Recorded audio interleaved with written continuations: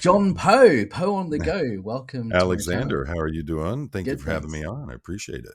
Yeah, likewise. Thanks for coming on. How are things going with your channel? You hit 2K subscribers Yeah, yesterday, finally. so well done. Yeah. Thank you. Thank you. Yeah, the channel's been going for over a year and was very, very mild success. I first developed the channel to as a way to document my travels with my children. We like to travel internationally. Then, of course, the pandemonium hit and all that shut down. I switched gears to doing DIY, showing different ways. I like to make my own tools if I can, make my own attachments for a lot of my equipment. And that was starting to grow. And, we stuck at about 150 subscribers for about 6 months. I couldn't get anything to go with it.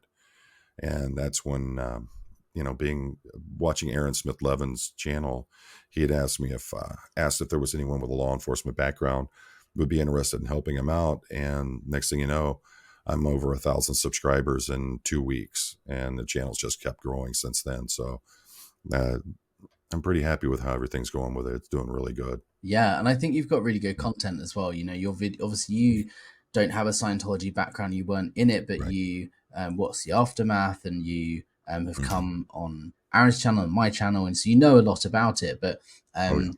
I think it's been really interesting to watch your channel grow and get these subscribers and people following you and getting to know you. And I think the idea behind this video is getting to know Poe on the go. So I thought this would be a good opportunity to, just hear a bit more about your journey and your life, because people know you for your Scientology stuff, but Right. you have so many interesting stories that we talked about previously that I'd Oh, love yeah. to share with the world, because you're such an interesting person with so many Well, thank you. stories and things that went on in your life. So I thought it'd be cool Mhm. to explore a bit of that. Oh, Um, yeah. Anything you want to know, just ask. We'll go into it. yeah, so So, there's so many topics, but I think maybe let's start at the beginning. So mhm. what, obviously we know you're in the police, but give Right. us in a nutshell your career and your life. I know there's a bit of, Mhm. mixed martial arts and wrestling, and Right. there's monster trucks and there's snakes and reptiles. Like Oh, there's so yeah. much. Like what? Let's start at the beginning, and maybe a bit of a history of you with your life. Well, one of the first things is that a lot of people hear things like that. I'm with the reptiles and the monster trucks and all that stuff, and they're like, "Wow, that sounds amazing." But I found out that they're all just like police work. It's like with doing the filming for Animal Planet. It's 6, 7 hours of just waiting, and then film for 30 seconds, and then you're done for the day. So there's not so much glamour to it. With the monster trucks, it's you spend upwards of a day traveling to wherever you're going to be doing a show at. You spend an hour to 2 hours putting the truck together, another 2 to 3 hours cleaning it up. Then you drive the truck for 15 minutes and then break it all back down and go back home. So, it seems glamorous, but there's a lot of hard work behind it, and you have to really be committed for a lot of these things. Let's see, born 1968, and something a lot of people didn't know about me is my whole family's from Kentucky. My grandfather was actually part of the Cherokee Eastern Band Cherokee Nation out of Kentucky, um, and we were down there visiting for Thanksgiving, and my mother went into labor. I was actually born in the house that my grandmother was born in, and my mother refused to have me have a Kentucky birth certificate. So she made my father load us in the car, drive us back to Ohio, and basically told him at the hospital that it was a childbirth at home, that they couldn't get in quick enough. And my birth certificate shows Middletown, Ohio is where I was born, even though I was actually born in Kentucky. And the reason for that is Kentucky had a very bad image for a long time. All the stupid rednecks running the hills out there in eastern Kentucky, and hillbilly comes to term quite often. And so my mother didn't want that kind of ideology subjected on me. People looked at you, and if you were from Kentucky, you could instantly see a change in their demeanor. Like, should I speak slower for you? Use smaller words, kind of attitudes. And it's never been a hindrance for me. And nowadays, it doesn't matter where you're born. Everybody, everybody realizes that it's the person that makes the character of it, not where you were born at. Um, Grew up. My father was a Green Beret in Vietnam. Actually, something called a long range recon patrol, which is called a LRP. And if you don't know anything about it, look it up. It's incredible stuff. They used special forces guys and basically dropped them in anywhere from 10 to 50 miles behind the enemy lines. They would go in a team or by themselves, go in, do their work, get all the information that they needed, and then they'd have to find their own way back to get out of the situation. Whole time reporting back everything that they know. And that, I think that had a big impact in my father's life. There were a lot of instances where, he would have the flashbacks, things like that. I remember one time we were camping, and I had some friends of mine had come with us. We were going camping, and we were right near a lake. On our way back, my dad stepped in, I think it was a groundhog hole. And when he pulled his foot out, there was fishing line that had been left laying around, and it wrapped around his foot, and he froze. After about a half hour, we couldn't get him to move. We finally laid him down, and we all carried him back to camp. And it took about 2 hours until he came out of it. And, we're all freaking out. What's going on? And he said, I thought I tripped a landmine. I was just waiting to die. And, there were things like that. He was an exceptionally brutal man. The first 2 of 3 times that my nose had been broken was by him. And that first time was at 12 years old. A lifetime of living in fear of what he would be angry about next. And I think that shaped me into who I am. I knew that when I grew up, it was going to be something that I always, my thought on it is protect people. Those who aren't strong enough to protect themselves, they have to have someone there that's willing to be that protector for them. For me, the best way I could see that was to go into law enforcement. Military, I was in the military. And as you know, I don't speak much about that. I started at an early age. My father started training me at 7 years old in something called catch wrestling, which is a brutal form of submission grappling. Much like Brazilian Jiu-Jitsu minus chokes, we focus on joint manipulations, the knees, the elbows, the shoulders, the ankles, those kinds of things. And it's either to put them in a compromising position, or if the person doesn't submit, then you break that joint. And so, I started learning at a very young age how to, be part of this whole genre of this grappling that my father was in. And he had learned it because he was a professional wrestler. And he learned it from, if you're familiar with the old time American professional wrestling, Gorgeous George, those guys, all with what was called the big time wrestling syndicates back then. And so he learned from those guys. My father actually professional wrestled for more years than I can remember. And so he started passing that on to me. When I got out of the Army and I'd become a police, and I'll explain how that all came about, but it actually led into me actually becoming a mixed martial arts competitor. I had, back then, that was before the big, the UFC had come out, but it wasn't the UFC now. There were a lot of professional cage fights that were held in places where no one kept records. And basically, there was a friend of mine who was he was a professional grappler, and I was training people at his school for professional wrestling. And he and another gentleman who are in their UFC Hall of Famers. I haven't gotten permission from them, so I won't put their names out there. Dan Severn and Don Fry, but they. Um, I remember I was training people at the school, and back then I was a power lifter as well as a grappler. I had 22-inch biceps. I was blown out. And they're like, have you ever thought about cage fighting? And I'm like, have you ever seen those animals they put in those cages? And they're looking at me and they go, have you looked in a mirror lately? And I'm like, well, I don't know. I don't know if that's my kind of thing. They go, you want to make $2,500? And I go, who do I got to kill? So a week later, I am in Biloxi, Mississippi, and I fought a gentleman who was a Muay Thai practitioner, as well as a Brazilian Jiu-Jitsu trainee. And he ended up spider fracturing my left orbital, Ooh. and that put me out of competition for about 6 months. And so then I started training with a gentleman in the city that I worked in. His name was Mickey Goodwin, and he was a professional boxer. He was actually slated to fight for a championship and broke his hand while training, and it pretty much Oh. ended his career. But he was top rate boxer. So I started training with him, and then someone got me into Muay Thai kickboxing. So now I had American boxing, I had Muay Thai kickboxing, and I had the catch wrestling behind me.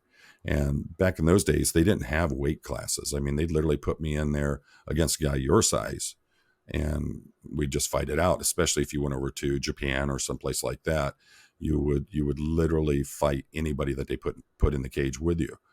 And I can just assure you, I would not allow myself to be put in such a situation because I would have no chance. but you know what? It's one of I've seen small guys just walk right up and knock monsters out. And I've seen the other side where you have you take someone my size 6'2", and at that time I was 325 with a 9% body fat count. That was my walk around weight. And I remember getting in against one of the big Japanese sumo guys who's about 6'5", about 450 pounds, and literally um, I literally just walked across the ring and just punched him in the face as hard as I could, and that was it. He had no pain tolerance. He couldn't handle it, so he tapped out. So I mean, you see all different kinds of things, and I've seen mountain men, those guys 6'8", 6'9", go in against guys 5'2", and literally just take those guys and throw them out of the cage. Yeah. So I do. I did a lot of cool. judo as a kid. My dad he was never professional, but he did a lot of judo, and I used to go with him and every week. And we had one thing that was a benefit to us is we're quite a short family. My dad's only 5'7", I'm probably 5'5", 5'6", somewhere around there, and so we're small people. But it worked to our advantage because judo is all about Right. momentum and center of gravity and all that sort of stuff. So actually, a really tall, big guy Mhm. coming at you, it's easy because we're lower to the ground, so it's easier for us Right. to flip them over. And I did love doing it, but because Well, it's not so much about strength; it's about oh use yeah. of momentum, right? I found when I went up against a another catch wrestler, and he was actually bigger than me, but we both had about the same amount of training. And one of the things I found is if they're good at what they're doing, if you have two equally matched people, 9 times out of 10, the bigger guy is going to take it. And and that worked against me. I had 20 fights and I lost two. The first one was where I got my orbital shattered, and then the second one was in Japan against a Japanese judo guy, and surprisingly he was bigger than I was, and you don't see that a lot from the Japanese competitors. They're generally under the 6 foot mark. This guy was about 6'4". He was pushing about the same weight that I was, but it just got to a battle of attrition, and he had the better cardio than I did, and ended up tapping me out. So Wow. it's a different world, Yeah. you know. And it was this sort of fighting, martial arts, wrestling stuff that you were doing in Japan, and that's how you kind of fell in love with Asia, right? Because you've Oh done yeah. a lot of videos from Asia, and you went to visit the Tokyo org that you went to and Oh yeah. visited, and That was a blast. is it you were there for the wrestling, and that's how you fell in love with Asia, Right. right? Between the wrestling and the MMA fighting, I was making trips over there. Um, I'll never forget. There was he's a pretty prominent professional wrestler at the time. He called me up and he says, "Hey, you interested in going to Japan?" And I said, "I'd love to. I'd love to get back over there, but the fact is, I can't afford it." And he goes, "No, no, no, no, no, no. Would you like to go wrestle in Japan?" And I go, "Yes, but I can't afford the plane tickets." "No, they're going to pay us. They're going to give us the plane tickets, fly us over, put us in a hotel." He says, "You're going to get 5 grand for wrestling for the week." And this was in like 95, 96. And this is before the big, huge American invasion had happened with all of the foreigners going into Japan. So basically, we get there, and he had told me, bring all of your t-shirts, your wrestling t-shirts, the ones that had my wrestling name on it and everything. and my picture, and bring as many pairs of blue jeans as you can. I'm like, I don't understand. He goes, you'll see. So I literally took my army duffel bag, filled it with blue jeans, and then I had another bag I filled with my t-shirts. By the time I got off the plane, and back then it was an 18-hour flight to get to Tokyo from here. By the time we landed, I had sold all of the blue jeans that I bought for like $5 a pair and sold them for like 150 a pair. I'd sold almost all of my t-shirts. And when I got to Tokyo, I called the wife and I was like, I need more t-shirts. The only problem is that there was no such thing as overnight shipping back then. And there was little we could do. We actually found a Japanese t-shirt shop that printed up another 150 shirts for me. Now those, I was lucky if I was able to get $8-10 for at the shows here in the States. I was selling them for $50 a piece over there, and they were just blowing out. And it was during those times that it was, like I said, this was before the big tourist invasions of Asia, and seeing the Japan as it was basically untouched for the most part. You had a few Americans, but not many. I just absolutely fell in love with it. And it's been a passion of mine getting back to Japan as much as I can. Before the pandemonium, I was over there 2 to 3 times a year. I just loved it. There would be trips I wouldn't do any filming or anything, just go over with the wife and the kids, or one of the kids, and just go spend a week and just enjoy Japan. And that started branching out into the other countries. You know, I've been to Cambodia, Vietnam, Laos, Thailand is a big one that I like a lot, Malaysia, and also been into South Korea and Taiwan. Oh, and Philippines as well. So Oh, I have you ever been love to the, China? yeah, I forgot about that. I've been to China, but that was a long time ago, and I really don't ever wish to go back. So I went to that was China. It was 2008. It was when the Olympics were on. I flew to Beijing and then flew from Beijing to Kunming, which is in Yunnan province, like southwest mountains. And it was such an interesting experience to spend 2 weeks there because the Asian culture is so different to the Western culture.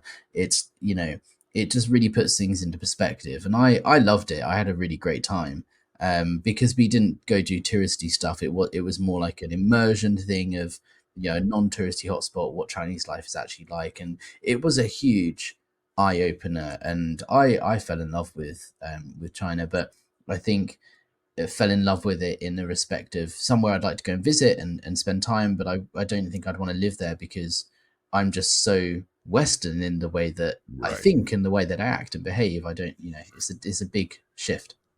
I found that the way I like to travel is I basically, like you were talking about, immersion traveling. Mm. If I'm going to go someplace, my wife hates going anywhere where they don't speak English. So most of the time she won't go with me. The kids work so much they can't go.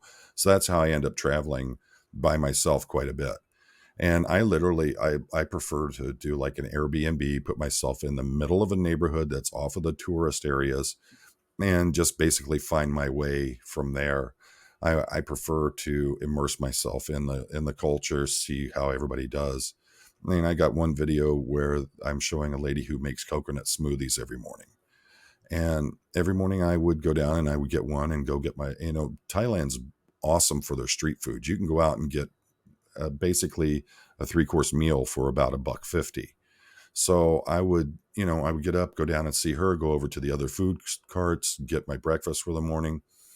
And in talking to her, I found out that she lived about 30 miles outside of Bangkok, and she lived down by the ocean. And what she would do is every morning around 3 o'clock, she would get out, walk the beach, collect fresh coconuts that had fallen overnight, put those in a basket on her. She had one of those 3-wheeled motorcycles, and she would come to Bangkok and take those actual fresh coconuts and use them to make coconut smoothies all day.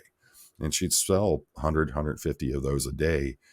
And I just thought it was just such an interesting story that I had to do a video of her making one of the smoothies for me.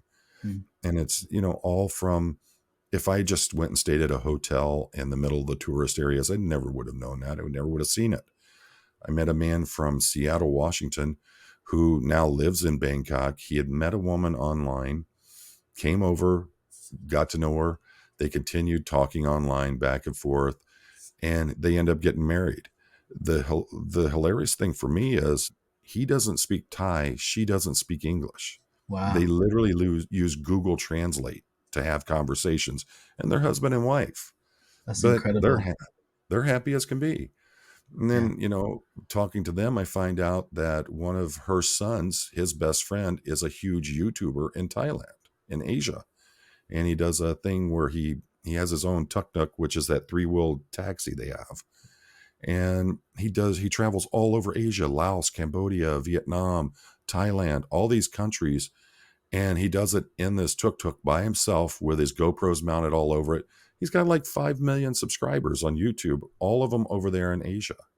And the guy's famous. He was literally sitting there with us one night. They would invite me down for dinner every night. So I'd go down there and I'd hang out for a couple hours with them.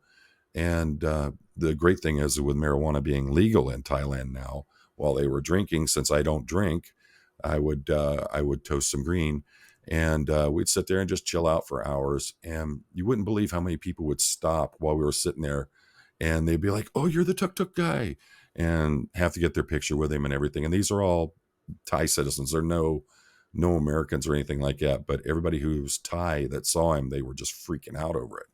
And these things I would never have seen if I had stayed down in the tourist trap areas and all that. And so Yeah. that's why I like the immersive type of traveling.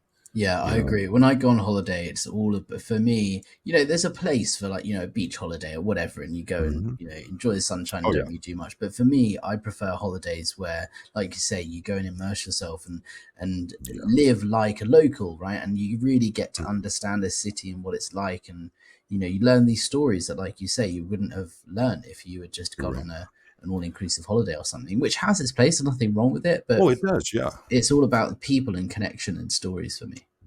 My wife and I decided early on when our children were very young and we started traveling with them.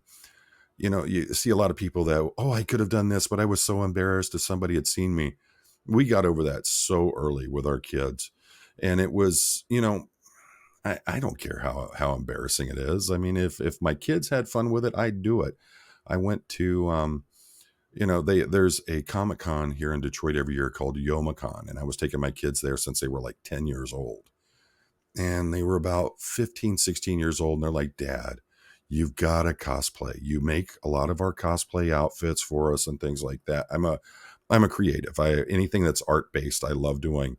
And I said, okay. So I actually put together a Hellboy costume. I actually handmade the No. skull cap with the horns and the hair and everything. Made the jacket with the what is it, the BRPD logo on it. Made my own Good Samaritan handgun. Painted everything that was visible red. Made the right hand of doom out of PVC piping and foam that I expand foam, and we went for that, and it was hilarious because I thought I was going to look stupid, but I was like, what, it's for the kids, let's have fun. I couldn't walk 5 feet without people getting pictures with me. And I was like, I was looking at the kids and I said, what? I said, I don't know. And they're like, Dad, you look like Hellboy. You're You really cool look now. like it. Like, this So is the place to do it, yeah. right? Yeah, and we had a blast doing it. So the next year I went as Davy Jones from the Pirates of the Caribbean, Nice. and I found out really quickly wearing about 30 pounds of latex rubber really gets hot very quickly. And when I looked at the kids, I said, I got to take this crap off. I'm about to have a heat stroke under here. It's ridiculous. And there's a game on something called Steam called TF2, Team Fortress 2. And I actually went one year dressed as Heavy from the TF2 game.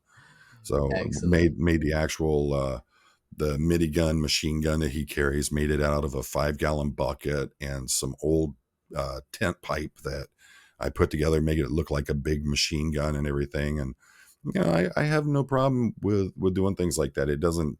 I'm not. I don't embarrass easily, because if I'm having fun, my kids are having fun. I don't care what anybody thinks. And also, You know, you probably stick out more in situations like that at Comicon and stuff. If you went in a suit or you'd probably stand out Mhm. more than if you dressed up, because that's the place where everyone dresses up and cosplays and has fun, right? Actually, everybody ignores you if you're dressed normal. Mm. So it's when you're in your cosplay and everybody for a lot of them what they're doing is they're acknowledging each other's craftsmanship in the cosplay costumes that they're wearing and things like that, and how well they're acting out the parts. And so when you go there and you're in actual cosplay, you get a lot of attention, and it's pretty interesting. But yeah, if you're there in normal clothes, everybody just walks right by you. You're not part of it. You're just someone who's either a chaperone or you're just someone there just watching what's going on. Mm. And to be quite honest, I didn't like being the adult who was sticking there with the kids because it didn't look right. Yeah. And so when I cosplayed, it looked a lot better. Is that something that you feel like you might bring into your channel? You know, we were talking before we started Mm, recording about your channel and the Scientology stuff, and you've right. done your travels in Asia, you've done your making things with your is it an engraver or an etcher or something? You Uh, know, there's that it's a laser laser, engraver. yeah, exactly. Mhm. So you've got that side of things. Do you think cosplay is going to find a place in there somewhere, or is it completely I'm separate? trying to work with my daughter to do some content for it. The problem is my daughter is very big about anonymity. She has a VTube channel which she does, I think it's Twitch, she does a lot of stuff on. And but no one knows her actual name. They only know her by her character name and such. And she's very big about not being identified. So I'm trying to figure out the best way to do these things so that it doesn't out her, but it shows the craftsmanship. Because my daughter obtained my creative side where she likes to do artwork and things like that, and she's far better than I am. But the problem is when you've got someone who loves doing that but doesn't want anybody to know that they're doing it.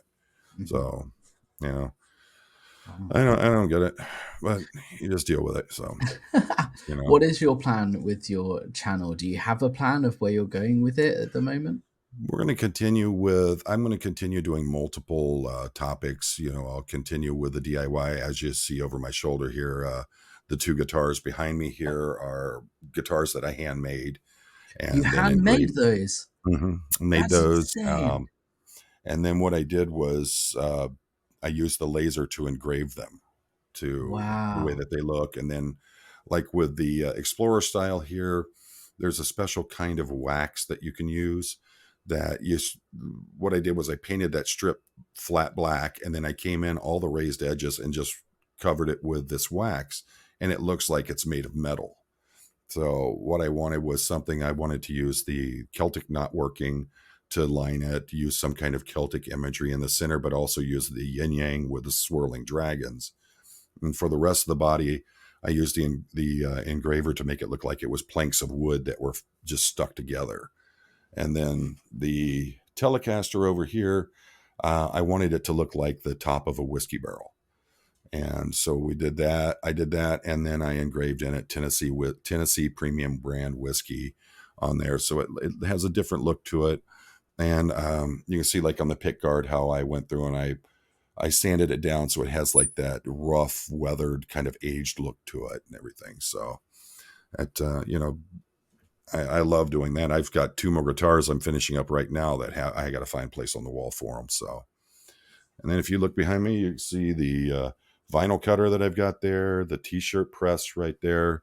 I mean, we do so much art around here. We don't, if we want a shirt or something like that, we can literally do it up right here in my office in minutes.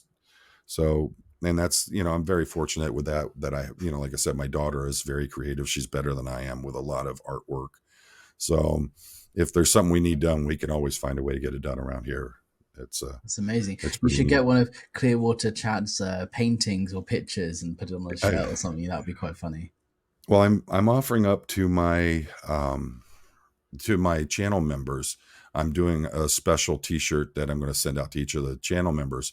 On the front of it, I don't know if you saw the thumbnail for my breakfast with Xenu, where it has Yes. the human body with the lizard head with the coffee. It's that image, and it says right beside of it, Galactic Overlord Xenu. gluten and thetan free 75 million years. And then on the back, it has the Poe on the Go logo. Oh, I love it. That's So hilarious. it'll be, just something nice for them, Yeah, I love how you've kind of gripped, some attention in this community, because although you haven't experienced Scientology yourself and you've not been in Scientology, you've told the story previously of watching the Dianetics adverts and watching the aftermath and, getting Dianetics, reading it, but that's kind of the extent of your journey in Scientology.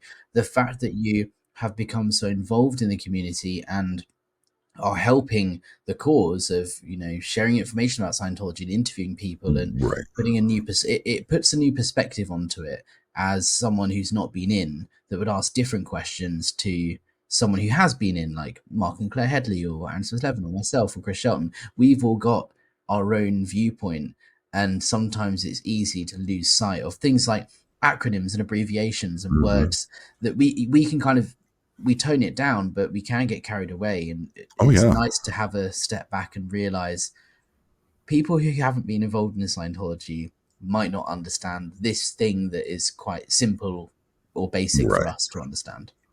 I think that my involvement with it goes back to, I've spent a lifetime basically of servitude. I was in the United States Army, served as a soldier.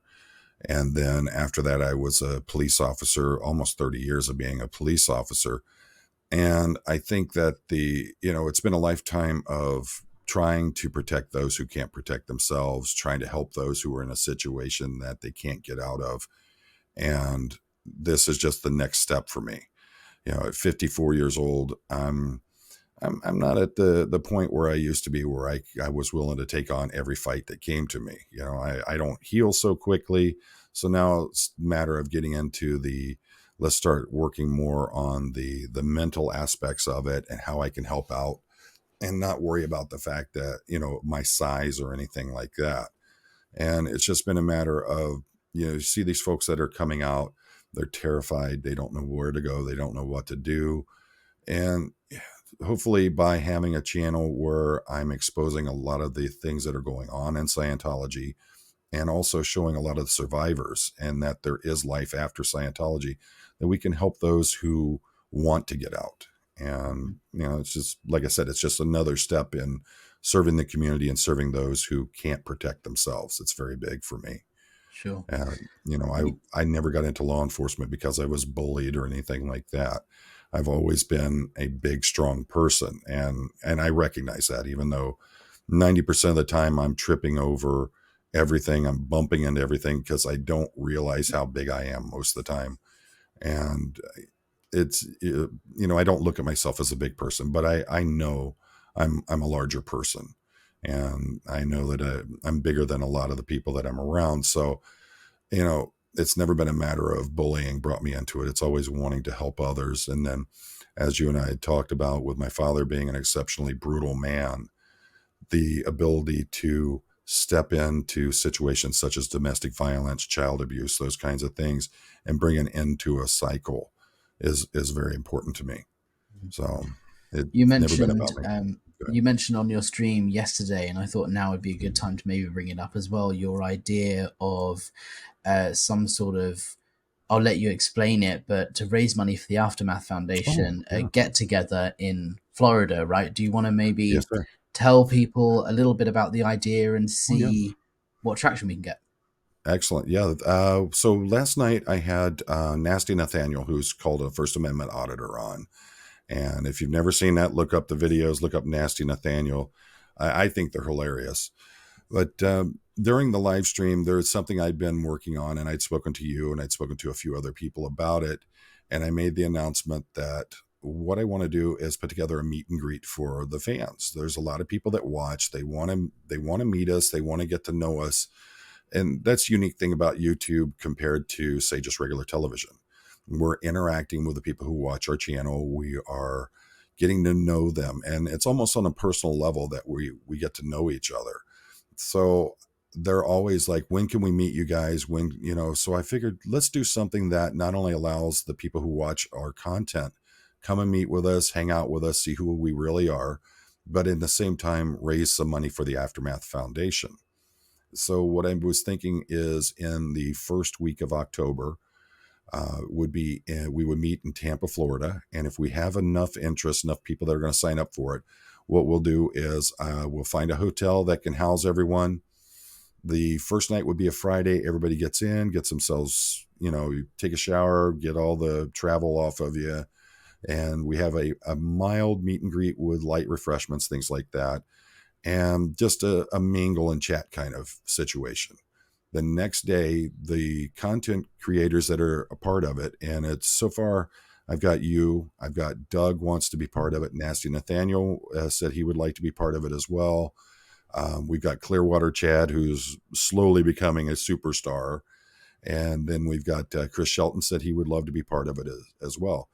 So we get it, and there's a few others I'm talking to, and hopefully we'll have a nice surprise guest, at some point. So the next day around noon, we'll all meet up in Clearwater, and then we'll do basically like the Cult City tours on a little bit lighter side. Each of the creators will take a group of, anywhere from 20 to 25 people and lead them around, show them the different areas of Clearwater, then all meet up and talk for a little bit. And that after that, everybody go back, clean up again, and we'll meet them in the ballroom for a nice formal dinner. The content creators will get up and speak. And then after that, what we'll do is we'll set up a table and have posters with each of all of our photos on the poster. And the folks can come up and we'll autograph them for them so they have a nice commemorative piece from it. And so basically you'll pay for the hotel room and the dinner. And what we'll do is we're going to tack on a certain amount over top of that. And all of the money from that point forward goes to the Aftermath Foundation. So hopefully we have enough people that are of interest that would want to be part of it, that we can actually raise some decent money for the Aftermath. I think it's a really nice idea to firstly raise money for the Aftermath Foundation and get people, you know, aware of it and funding it and putting money towards it. But it's also a really nice way to engage the community and get us guys to meet up in person, which, I live on the other side of the world, so it's going to take something like this for us to get physically together in the same room, but also to meet fans and people and viewers and people who are interested, because it's not very often that you have opportunities like that to meet, people who are in this community. There are a lot of people who said they're interested in like a cruise type thing on Mark and Claire Headley's channel and on Aaron's channel, and there's interest of getting people together in the same room to meet up. And I think this is a really nice way of doing that, and also giving some value added content as well. It's not just a meet and greet, it would be having some talks and discussions and Q&A, so people can learn as well from our experiences, rather Right. than just, hey, come and meet someone you've watched those videos about. We can give extra learning Actually and interact at the with same you. time raise money for the Aftermath. Exactly. And my hope is that if we get enough people who actually come and be part of this, we'll actually be able to start planning on a cruise for the next year. So we can give the folks what they wanted with that, where they'll get the cruise, and hopefully we can get some of the bigger name people that they're pretty busy. We've got a couple of them we're trying to wrangle in for this, but those folks, I mean, you look at Aaron Smith-Levin, he's putting out 2, 3, 4, 5 videos a day, and trying to get him to knuckle down for something like this is hard, because he's pulled in 20 different directions like a piece of gum or rubber. I mean, he's stretched out thin.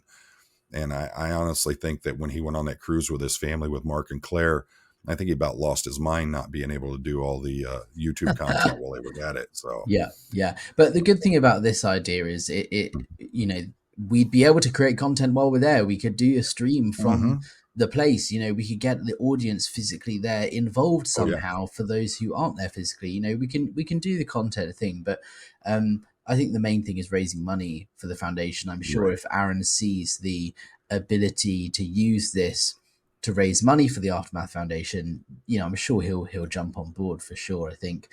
That's what we're hoping, is that, when they say, I mean, if you figure if we have 150 people and they pay $100 a piece, that's $15,000 that we can donate to the Aftermath Foundation. Yeah. I think that if we say we're going to give you a check for 15 grand, we're going to have some people who may not have been available will suddenly become available. Yeah, Because 100%. that's a good chunk of change to be dropping into the Aftermath Foundation. So that's And I that's think it what would we're be looking for. a great way, I'm up for it. I'll come over and, Mhm. meet some of you American lot that most of my followers are American. And, I don't, Right, there's some UK people coming through the woodworks now, but I think it'd be right. nice to meet some of my American followers and have an in-person Yeah. presence in a way that, isn't easy. So Oh I'm yeah. down for it. I'm up for it. I'll be there. And how can Excellent. people, obviously it's still an idea at this stage. There's not Hmm. like a website where you can go and book a ticket or whatever. Right. But what's the next step for someone who is watching this and thinks, I want to get involved or whatever? What do they do? Email me or you. Yeah. Email us, tell us, yes, I want to do this, and just let me know when it's going to be, how much it's going to cost. And that way, that gives us a good look at how many people we're going to be able to have for it. And if we can if we can cross that 100-person threshold, I think we're really good in being able to secure great pricing for hotel rooms, things like that. We can secure one hotel and put 100 people in there. That guarantees them 100 people for 2 nights. So I think they're going to be really open to working with us and giving us good pricing on it. So So yeah, so if anyone wants to get involved and is interested, obviously it's an idea at this stage, but just if you are seriously interested in taking part or coming along, excuse me, send an email to Poe or myself, hello at apostatealex.com, and just give us an idea, because then that allows us to go away and go, cool, we've had 200 people or 50 people or whatever seriously interested. We can use that number to go and figure out logistics and get an idea of cost and book things. Then we can come back with a bit more of a solid plan of like, cool, this is what you get for the package, this is how much it is, this is when it's going to be, and then we'll open it up. Later down the line. But I think it's a really nice idea. It's a good way to raise some money, and it's a good way to engage the community. I think more than the poster or anything like that. I think it's the experience. I think is the real selling point of it. To have the people that you're watching on the YouTube through the live streams and the different content we're putting out there, come and meet with us on a personal level. Have time to talk to us and get to know us, and then explore the area that's so infamous with the flag and all that. And I think that that's going to be the selling point, is the actual human side of it, is more than any kind of memento you're going to get out of it. And, it's, I think we have such a strong, I call them the family group of content subscribers and people who are members of the channels. They, if you watch like in my live streams, the chat, they're just back and forth, just going. We have a really strong chat community going on in there. Last night, I think we got up to 112 people were in the chat at one time. And, you had a couple people said some things I didn't think were actually the most appropriate for different people that were going to be there. But for the most part, everybody is so supportive and welcoming, non-judgmental. So it's awesome to see things like that. And Yeah. I think that having a get together would be a very positive situation. And So, also, when you're in Scientology, you're taught this outside world of suppressive people. SPs are oh yeah, horrible. They only want you to fail in life, and they're nasty, and they're stopping you from succeeding in life. It paints a really bad picture. And actually, one of the biggest things that has shocked me most in speaking out and doing my channel is just how it's not just saying that these guys are supportive, but like actually the community are so nice and welcoming and supportive and helpful. Actually, by doing more of that and getting together in person and showcasing just how nice everyone watching this video and everyone who's been involved in the community are, it actually just proves a point in itself that the picture that Scientology paints for people is not 100% correct. If someone's watching a video who's currently in Scientology and it's a recap exactly. of our in-person event, for example, and realizes it's not just 2 days of us slagging off Scientology, it's 2 days of Hmm. getting to know people, meeting and greeting, having some food together, learning each Right. other's stories and communicating, and it's a nice positive experience. If someone sees that video is currently in, that will what be one of the things that gets them thinking, oh, hold on, these guys are having a nice time and they're not just slagging off Scientology, they're actually meeting people and finding things to talk about. And Oh yeah. that just it's another thing that helps, that start that process in your brain. Well, you've seen on my live streams, I call out to people who are, because we know that people who are in Scientology are watching, Yeah. and I call out to them. If you're in and you want to get out, all you got to do is contact the Aftermath Foundation. There are people who care, people who will help you. Now, I know a lot of people in Scientology, while they're practicing, they may do things that may not be the nicest of things in the world. But I understand, from having been, you know, uh, over 30 years as a law enforcement officer, I've seen people in situations where they're controlled by the surroundings that they're in. And so in Scientology, you have the tech or the training from Scientology that's coming out, and they're doing what Scientology is telling them. But deep down inside, they're still human beings, and there's a human being in there that we can find and help get back out and help them get to a normal life. Plus, there's a lot of people that I think are in there, but they're scared and they don't know what they're going to do. I don't have an education. I've devoted my whole life to this. I don't know how I'm going to get out. I don't know how I'm going to feed myself. I have a family. What do I do? And by supporting the Aftermath Foundation, it helps gives those people a light at the end of the tunnel. It helps to give them a way to hopefully get on their feet and get themselves into a community of other survivors who can help them through the trauma and what they've been through as a Scientologist, and get them into the regular world and help them be successful. I mean, look at pretty much everybody: Aaron Smith-Levin, Mark, Claire, Mike Render, Chris Shelton. All of them, those were folks that were deep into Scientology, and they're doing very well in the private sector now, no longer burdened by Scientology itself. And I'm talking about, if you look at what they're doing outside of the Scientology content and the Scientology activities, they all have very good businesses and they're doing quite well. So there is life out here for you. And I know a lot of people are scared. You don't have a high school diploma, you don't have a formal education. We can help. And the Aftermath Foundation can help get you on your feet. Do it anonymously. You don't have to appear on any of these videos or anything if you don't want to. You can enter society as Jane Doe and live your life peacefully and be the way you want to be. So the help is out there. Just, all you have to do is ask. A good portion of my life is helping those who need the help and they can't fight their way out of a situation. And I don't mean fighting as in physically, I mean mentally and physically. And, believe me, I've been beaten bloody in 30 years of being a police officer. I was arresting a man. He'd beaten his wife so bad that the swelling on her face, she looked like the Fly from that movie. And I'm putting him in the car. And next thing I know, I wake up laying on the hood of my police car. And what had happened was, while I was putting him in the car, she came out and hit me in the back of the head with a skillet and knocked me unconscious.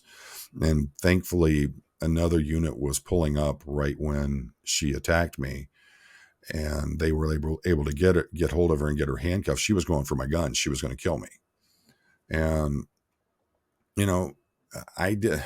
Yeah, I was upset at first. She fractured my skull. I mean, I was going to be upset, but the fact is she was terrified. She had become so codependent on this man who treated her so horribly. And the sad thing about it is there was nothing I could do to stop it. She's still in prison to this day for attempted murder.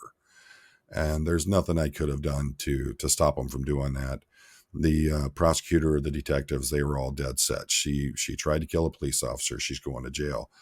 And it broke my heart because I knew that the mental anguish she had been put through had led her to that point. And I just wish she had been able to get some kind of counseling, some kind of therapy. She was going to go to jail no matter what, but I just wish she hadn't gotten such a severe sentence and she'd gotten some actual help for her. I don't blame her. I know that the situation she was in was what caused her to be the way she was. So, I mean, There's a lot of, sorry, I was just going to say, there's a lot of similarities to Scientology there with, we talk about getting their tax exempt status removed and so on in the States, right, and the downfall of the church. And I always kind of look at it and from a different perspective of the people from London, for example, and mostly second and third gen Scientologists. They've been raised in it. That's all they know. They work for the church. If the existence or survival of the church was threatened in some way, or say for whatever reason it's suddenly illegal to be a Scientologist from tomorrow, right, the church has to shut down, that's not going to stop the people believing in Scientology, and it's not going to change someone's mindset overnight. And even if those drastic measures were to take place, these people are just going to fight harder for their beliefs Hmm. because their Right. belief system has been threatened. So actually, I think the focus for me is more, how do you go about that journey of helping these people understand what they're in and what they're doing, get them to question for themselves, because Right. they have to do the work. You can't force someone. People told me day in, day out, you're in a cult, do you believe in Xenu? And it just Hmm. made me think, God, these people really don't know about what Scientology is because they think it's a cult. Right. I'm not in a cult. And, therefore I need to work harder to help people understand what it really is. Mhm. And so actually the more work we can do to get people to understand and question and think for themselves and think critically, that's how we're going to have a positive impact, rather than just trying to shut down the church, right? I think that, and that's why I try to look at a lot of different angles when I'm talking to Scientology survivors. Like when I was talking to Catherine Olson, one of the questions I asked her, because I never hear it, is what was the positive aspects, if any, that you got from being part of Scientology? And I want to show that whereas I don't support Scientology, and I want to get as many people out of it as possible, but I also want them to know I'm not attacking the person. It's the organization. And if you ask anyone who's been part of an occult situation, they're always going to tell you, I never once thought I was in a cult, because that's what their life it wraps around. That's how it evolves. And before they know it, they're in so deep they don't know how to get themselves out. And that's it's a lot like with someone who has an addiction. Unless they're at the point where they're willing to accept help and start making that move to get away, they're not going to change and they're not going to come out of it. All you can do is just try to be supportive and be there for when they're ready. Mm-hmm. And unfortunately, most of the time, it's when they hit that rock bottom is when they're finally ready to make that change and get out. So, Mm-hmm. And that's what the Aftermath Foundation is there for. Is not They're not there to try and convince you to leave. They're there for you mhm, to help you leave once you've made that decision. And I right, think, I think that maybe can help some people who are in Scientology get to terms with it in their mind. If you contact the right, Aftermath Foundation, they're not going to try and convince you to leave. They're not going to bombard you with information about Scientology being bad or a cult or whatever. That's not their business. Their business is right, helping you get out when you've decided that's what you want to do. And I think exactly. once people realize that it's not an organization there to attack Scientology, they just want to help people leave, Hmm. that actually will give people some solace and thinking, oh, actually, maybe I can contact them now because I understand they're not going to try and Right, convince me. Because when you're in that mindset, you don't want, if you're thinking about leaving, you don't want to be convinced or told anything right. about how bad it. You just want help getting out, and that's what the Aftermath Foundation Mm. do. I mean, Catherine Olson is an excellent story. She wanted out. She was afraid of the Aftermath Foundation because of the things that she'd heard. So she had a friend contact them. And it was actually Aaron Smith-Levin is who they contacted. And at first, he's very leery of it. And she was terrified. She didn't know what she was going to do, how she's going to get out, what kind of help she's going to get. And so they back and forth. And then finally she says, okay, I'm going to do this. And then her life completely changes from that point forward. And I think that's an excellent example of, you've got someone there who's right on the edge, but they don't know what to do. And having that organization say, look, we're not going to come in and we're not going to browbeat you. We're not going to treat you bad. We just want to get you someplace safe, start getting you on your feet again. And I that's why I support the Aftermath Foundation. There's so much good that they're doing, and there's so many people who need the help. It's just it's a sad thing that it has to be this way, but it's good that we have organizations that are willing to do it. So, 100%. so, All right, so what John. else you want to know? I like to end my interviews with Hmm. one question that has been Okay. specifically to Scientologists. I did it once with a Mormon, and I'd be really interested to know your response as someone who is not a Scientologist, and I've not prepared you for this, so I'm throwing you in the deep end Right. here. That's Um, fine. but I like to just see what people think.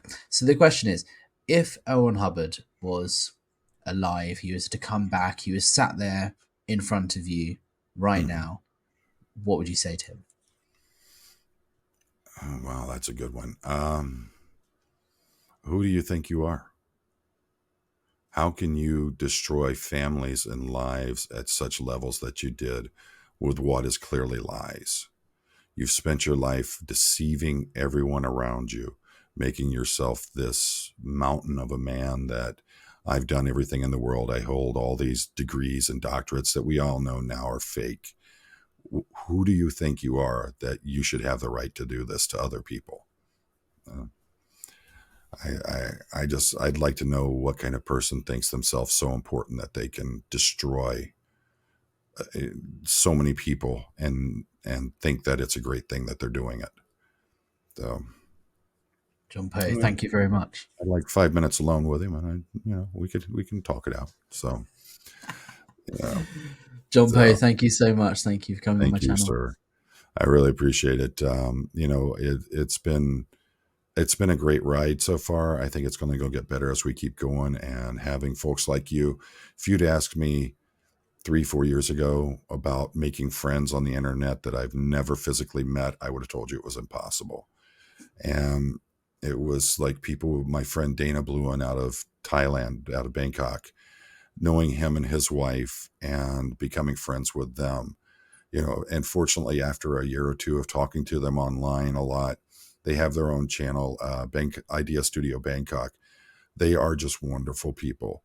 And I finally got to go over and meet them. And it's like Joe Pinto. He was the first member to my channel. I've never met Joe, but Joe's a friend. And if Joe called me tomorrow, just like if you called me tomorrow and said, "Hey, I'm in trouble," I'll be on a plane with a bag packed, ready to come help. And I think that a lot of people underestimate the power of these communities that are coming together online. And I'm grateful to have people like you that I can call friends, that I know I can count on. And if I need something or I just need someone to talk to, you guys are there. And I'm proud to be able to be someone that someone can call me like that and have the same response. So, You're gonna make me tear up, Poe. oh, But ain't it's none of true. that here. We're come on now. It's kind of No, SP talk is that. So, no, it's true. It's I've met so many amazing people, and with you and Doug and Clearwater Chad, our four horsemen thing going on. It's nice to have that sense of community and friendships that are going on. That I never would have had this. I never would have met you guys and figured out how much of a good person you are, particularly without Scientology, right? And if you right. ask the question, what are the positives?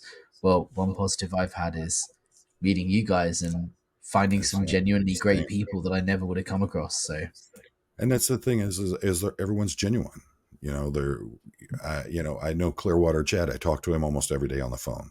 He's he is a great guy, really good person.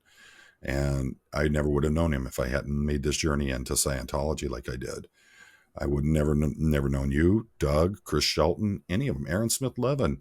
All these folks have been so nice and so welcoming to me. And I'm proud to be part of this community, proud to be friends with all of you. And I think, a lot of people, they don't, I keep hearing, "Oh, I don't wouldn't want to walk into a dark alley, meet and run into you." I'm the chillest. I'm the biggest teddy bear you'll ever find. A lot of people, "Oh, you big mean guy." Even back in the days when I was a professional fighter, police officer, it's not about that. For me, the MMA and all that was about the competition. It wasn't about going out there and fighting. It was about proving my own levels where I could go with my own strength and my own how much endurance I had. That's what it was always about for me. Being in the military, doing all the different things that I did when I was in the military, that was about being able to push myself to the limits. And once you get to know me and you know who I am, absolutely as chill as they come. It's so hard to get me angry. It's a joke.